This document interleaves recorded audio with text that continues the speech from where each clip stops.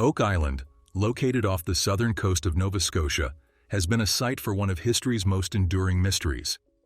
A recent discovery by a treasure hunting team has sparked new theories, clues that could point to the treasure or perhaps reveal an even greater secret hidden beneath the surface.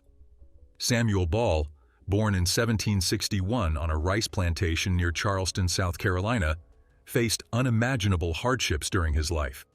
In 1776, General Sir Henry Clinton issued a proclamation promising freedom to enslaved individuals who escaped rebel owners and joined the British. Samuel Ball was one of 50 enslaved people who seized this chance, leaving the Ball plantation behind to cross into British lines. After serving in South Carolina with the British Army, Samuel Ball found himself heading north to New York, where he joined the Loyal Refugee Volunteers, a unit known for daring raids and bold moves. During wartime, Samuel learned survival tactics and picked up skills that would later help him navigate the tricky world of money and business. Despite early British victories, the war took a sharp turn in 1781, pushing Samuel Ball, along with countless others loyal to Britain, to make a life-changing decision. He fled to British-occupied Canada, where the Crown had promised freedom, goods, and land to enslaved black individuals in exchange for their loyalty. This led to a wave of migration, with nearly 5,000 black loyalists arriving in Nova Scotia, forming 52 historic black communities. By 1787, Samuel Ball purchased a 4-acre lot on Oak Island, Lot 25, for £8, which was thousands of dollars in today's terms. It wasn't a fortune, but for the time, it was a decent sum, especially for someone starting fresh. Some think his decision might have had something to do with his neighbor, Captain James Anderson, who owned the adjoining Lot 26. Captain James Anderson, born in Maryland, grew up to become a pirate and privateer. During the American Revolution, he initially pledged his loyalty to the United States, but then defected to the British. Thomas Jefferson, then Virginia governor and future president, slapped Anderson with charges of high treason and piracy. With the heat on him, Anderson fled to Canada and eventually landed on Oak Island, buying Lot 26. After Anderson left, Samuel Ball bought his lot and began building an impressive property portfolio. Starting as a cabbage farmer, Samuel turned his 4 acres into something far bigger. By 1789, he even purchased nearby Hook Island for £6, a hefty sum for the time. Some historians suggest that the British government's policy of awarding contracts to freed black settlers to supply goods to the military may have played a role in this real estate spree. For the British Navy, cabbage was a lifesaver, as they used cabbage to produce sauerkraut, a vital source of vitamin C that helped sailors fight off scurvy on long voyages. However, the cabbage market had its bust when the Navy eventually shifted to using limes for vitamin C, leaving the cabbage market high and dry. Despite this, Samuel's wealth continued to grow. In 1795, 3 young men discovered the enduring mystery of the money pit on Lot 18 on Oak Island. The discovery was not random but deliberate, with a wooden platform made of oak beams every 10 feet below. Over the next 2 centuries, treasure hunters dug deeper and deeper, reaching depths of over 150 feet in search of whatever lay beneath. In 1795, the original dig only went 30 feet. Samuel Ball, a simple farmer, started snapping up land on Oak Island, owning lots of it, including Lot 25, Lots 8, 24, 31, 32, 30, 6, and 7. However, his connection to the money pit's discovery was not normal, as he had no connection to the discovery. In 2016, metal detection expert Gary Drayton and Oak Island historian Charles Barkhouse decided to dig into Lot 24 in search of clues that might unlock the Oak Island treasure mystery. They found coins, and as they scanned the property, pieces of history began to surface, hinting at something much bigger. Evidence suggested that British military encampments were established on the island during the 18th century, years before Samuel Ball's arrival.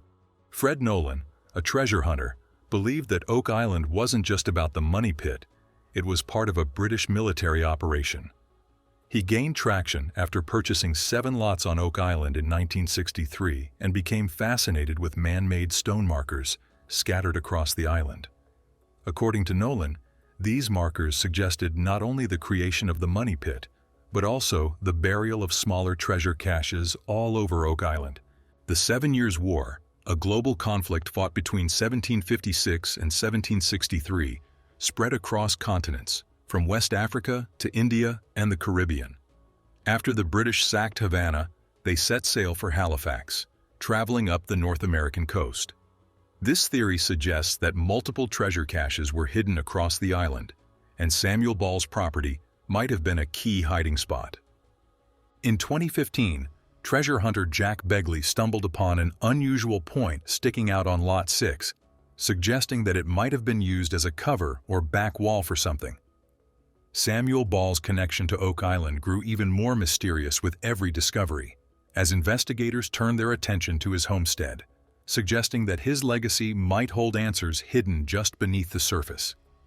In 1921, Rick and Marty Lagena discovered an anomalous void or possible tunnel near the foundation of Samuel Ball's home on Lot 25. Archaeologist Laird Niven secured a permit for further investigation, believing that Samuel's choice of Lot 25 could have been intentional due to his knowledge gained during his time in the British military. As the team continued their investigation, more questions arose about Samuel Ball's wealth, his property, and his sideline business. Samuel Ball's house was built during the 18th century, making it rare for someone of his background. The discovery led to the discovery of a hidden tunnel beneath his home, which was solidly built but appeared empty when a camera was inserted into the void. Further investigations revealed that Samuel Ball's property was not just a home, but an operation, with multiple outbuildings scattered across the land and extensive cleared land. In 2025, a fabric artifact was found while sifting through spoils removed from the homestead, which turned out to be part of a British Navy jacket. The estimated time period for this discovery is 1804 to 1825. One of the most significant discoveries tied to Samuel Ball's life is a gold-gilded Master and Commander Officer's button from the British Royal Navy. This button, which was responsible for loading Royal Navy ships, is considered significant as it ties Samuel Ball directly to the British Navy after the discovery of the money pit. Some speculate that Samuel Ball was trading with the British Navy, keeping his connections and involvement with them. Another clue in the investigation was a well on Lot 26, which never froze, no matter the temperature. Geoscientist Dr. Ian Spooner and archaeologist Laird Niven collected water samples and organic materials from the well, which were found to be one of the only silver hits outside the money pit. This raised a tantalizing possibility of the tunnel under Samuel Ball's homestead being connected to this mysterious well. Samuel Ball, a renowned landowner and enslaved teenager, was a significant figure in the history of Oak Island, Nova Scotia. His extraordinary life, including his wealth and property, has left an indelible mark on the island's enigmatic history. In 2022, while investigating the waters surrounding Oak Island, a team uncovered the remains of a massive stone wharf, which was larger than what a humble cabbage farmer would need for offloading crops. Some speculate that Samuel Ball built the wharf as part of a lucrative contract with the British Navy, supplying cabbage to prevent scurvy on their ships. Others wonder the curse of Oak Island, which would have been a shocking development in the ongoing saga of the treasure hunt. No one knows where these stories started, but they spread fast through blogs and online articles, falsely reporting that Alex had met his end in pursuit of the island's hidden riches. The old tale about Oak Island claims that 7 lives must be lost before the treasure can be uncovered. So far, 6 have supposedly died, and the story predicted 1 more would have to face the same fate while hunting for the treasure. It's important to note that Alex is alive and doing well.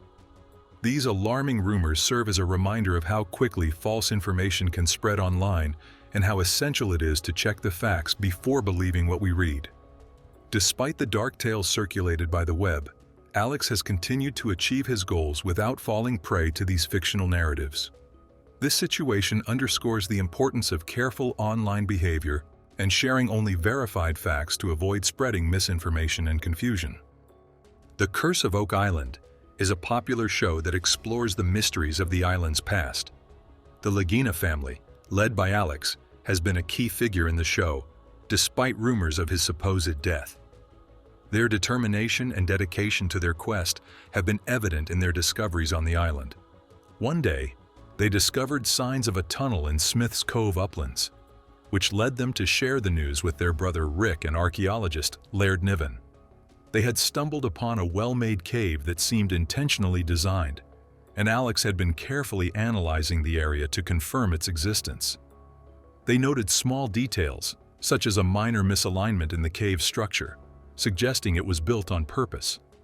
This discovery ramped up the team's excitement and reinforced their belief that they were close to uncovering something big.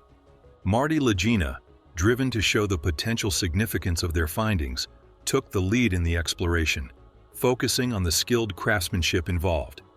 Together, they worked together to dig deeper into the questions under Smith's Cove uplands, committed to solving the riddle of Oak Island. They found a large timber and another significant round timber close by, with the main beam being particularly notable for its well-crafted structure. A cross-shaped part at the back resembled the timbers from the U-shaped structure they discovered at Smith's Cove last year, which was particularly exciting because scientific analysis suggested that this construction dated back to 1769, more than 20 years before the money pit was first discovered. The wood and the way it was put together seemed real and true to the time, which got the team pumped to dig more. Smith's Cove has been full of surprises, showing up with various unexpected structures and bringing to light a bunch of things we didn't know about before. As they dig deeper, they keep finding signs that suggest there might be a flood tunnel on Oak Island, something that historical records seem to hint at too. Just when they thought they were getting close, a find at Smith's Cove pushed the Lagenas into their biggest dig yet. The excitement of the massive project adds to the excitement of the team's determination to crack new challenges and bring the hidden history to light. Rick Lagena and his nephew Alex are planning an exciting diving operation on Oak Island, collaborating with Tony Sampson and Dr. Lee Spence, an underwater archaeologist with over 50 years of experience. Dr. Spence has found over 100 ships and relics worth over $50 million, some dating back to the 1500s. The archaeological team, led by Laird Niven, began looking into the circular depression on Lot 5, which they believe is part of an old man-made structure from before the 1760s lot division. They found a piece of red earthenware, known as redware, with an unusual purple and black glaze, which caught Niven's attention. He suggested that people might have lived in the area even before the discovery of the money pit. Another team, led by geologist Terry Matheson, conducted the year's first sonic drilling operation near the garden shaft. They drilled 6-inch holes and checked out material from depths between 80 and 120 feet to better understand the natural terrain and potentially pinpoint the original money pit. Their focus was on a borehole named B.5N13, which initially gave them some promising results. Historian Charles Barkhouse and Alex Lagena thought this might be a sign that B.5N13 was close to the original money pit, possibly near a cavern that caved in back in the 1800s. Surveyor Stephen Guptill noted that B.5N13 was just under 5 feet from where they had found precious metals before. The team is eager to explore more about Alex Lagena's accident and whether there is something hidden on Oak Island that is being kept from us.